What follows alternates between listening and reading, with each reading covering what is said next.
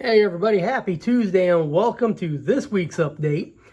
Hey, you're probably wondering what you're looking at, but this little space and these little blocks of wood right here that I'm about to screw together are the last pieces of the entire layout's bench work.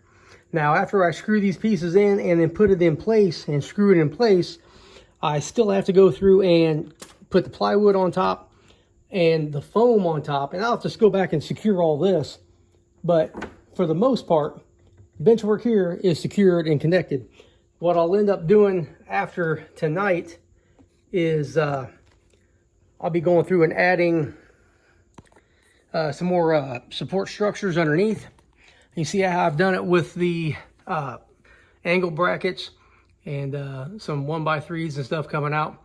I will go through and I'm gonna have to add a couple of legs in these sections that are a lot longer, that literally bridge this window down here, that window, and then the third one down there as well. That way there to prevent sagging, because I've already had a sagging issue here and had to fix that. And this piece right here, all the way down to about right there, is one big piece. That's a 1x4 that I ripped down to the dimensions of a 1x3, just so I can have a 10-foot, 8 1/2 inch long piece. And that is one complete section. See if I can get this all in one shot. So right here where it changes color, all the way to right there. So almost in one shot. I am still very busy working on the kitchen, but I have found an opportunity here and there to come out and organize this mess. Now, I know it looks like a bunch of crap up here on this on the bench work, but I have organized all this crap. So right here I have locomotive and car parts. Right here I have railroad ties and track sections, like plastic ties and wood ties. I haven't organized this one yet. It's a bunch of paint and some scrap parts. Right here is all buildings and anything related to buildings. Like I got some flat material here, and I got some wood kits. And I got a bunch of scrap there and a bunch of scrap there. I'll organize some wood kits back here.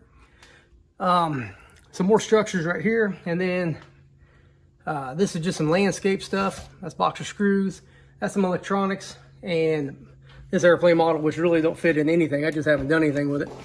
But so all the electronic stuff is here, and signals and switches and a bunch of switch machines, and Walther's turntable controls, a couple power what's that stuff called? Power supplies and everything. But I'm getting there. So once I get all this stuff put together in one box, each little section, it will get stored on a shelf someplace.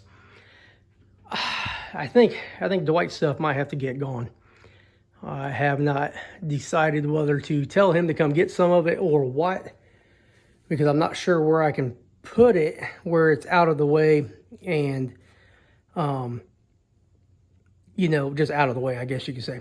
But it can't stay here. But maybe I can talk Dwight into buying some shelves and bringing them over, and if we can buy some shelves, then we can stick it underneath the layout someplace on this side here and be a good spot for it. But that's something else for the future. I'm gonna run over here real quick and show you this before I put that together. So I mentioned in the last video, I got all this cardboard stuff. Yeah, it's like waffle boards or something like that.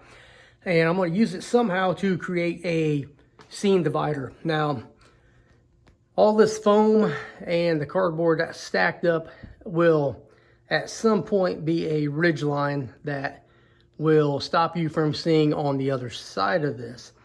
And I'll take you to the other side. Try to walk slow so it doesn't really bounce too much, but I bet I'm failing at this. But you see on this side, there's gonna be totally different scenes and stuff like that. So straight ahead will be, there'll be a separate main line that runs down the edge over here, going through a tunnel basically. Over here will be a coal tipple or two.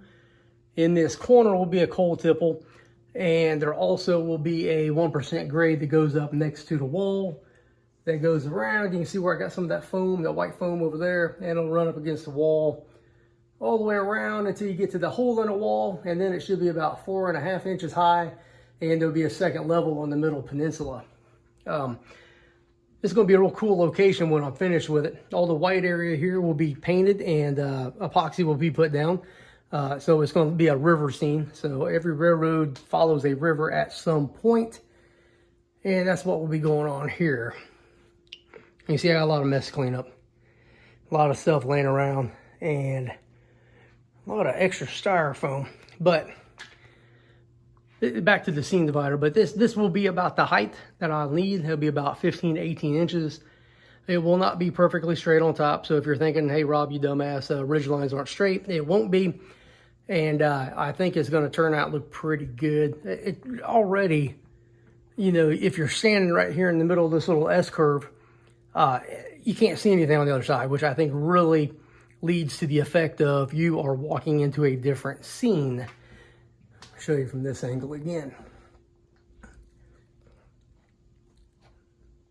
Totally different, totally different. Changes up everything. Oh, here's some good news. I'm excited to say that I am working with Spencer 3D. He has an eBay store, of course, on eBay. And he is going to work on his 3D bridge that is basically a concrete arch bridge, and he's going to modify his design so that this MTH bridge will fit into the corners of his bridge. On the end of his bridge is kind of like this. And I have to send him, I'm going to send him a picture of the end of the bridge with all the dimensions, and then at that point he can go through and modify his design, and then once he's done with that, I'll purchase it, and it'll probably about $250, something like that.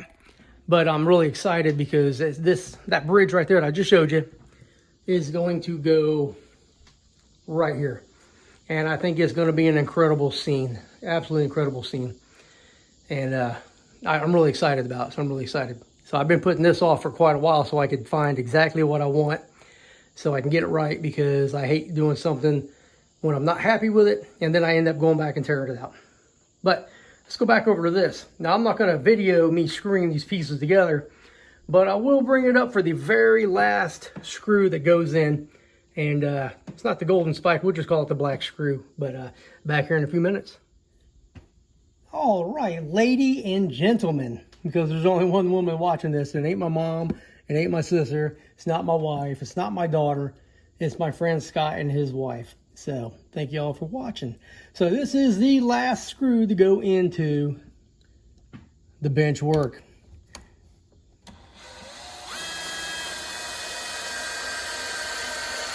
I was going to paint it gold, but I changed my mind. I said screw that. It's too hot, too messed up for that stuff right now. I'm hot and tired. So what I'll do here is I put on my little piece of Luan I got right here. I'll just trace it out. I'll cut that tomorrow when my wife thinks I'm working on the kitchen.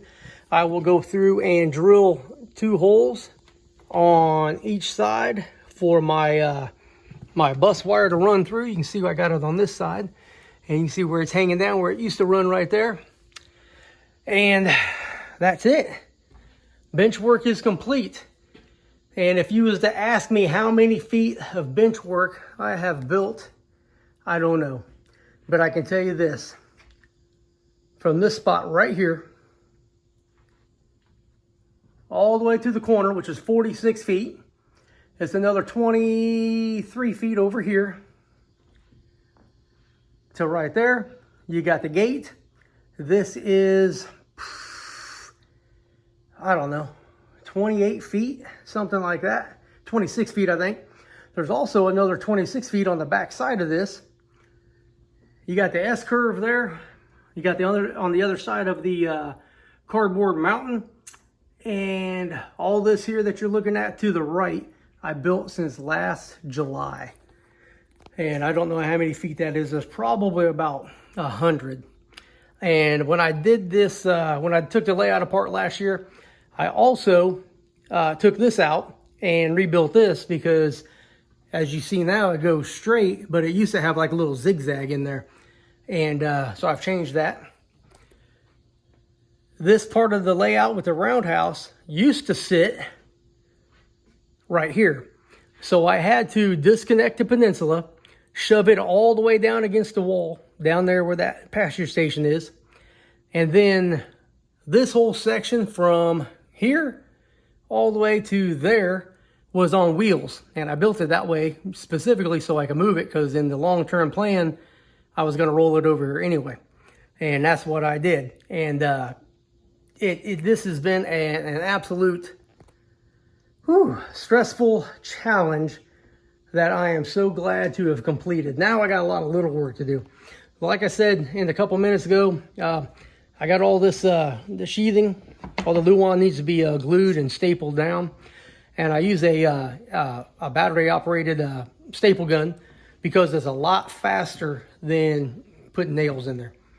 And I think it's going to be pretty cool. So if you've been watching all of my videos, I thank you very much. If you're new, I really appreciate you stumbling through or stumbling over and finding me by accident, because that's what most people do.